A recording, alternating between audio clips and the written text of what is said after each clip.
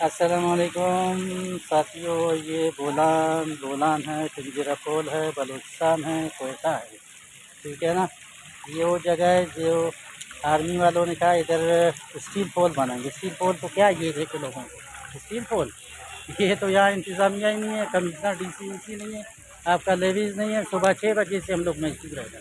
अल्लाह की करनी है। इधर माला माल सूबे को देखो, पहाड़ों के पत्थरों से के अंदर से मछलियाँ बन रही। ये मछलियाँ सारी, ये सारी मछलियाँ देखो, करोड़ों के तादाद में मछलियाँ लोग पकड़ रहे हैं, ले जा रहे हैं।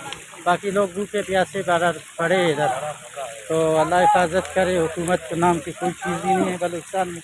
ये भाई कहता है अगर हमें कुछ नहीं देते हो मछलियों के लिए खुराक, खान साहब मछलियों को भी खुराक की ज़रूरत है।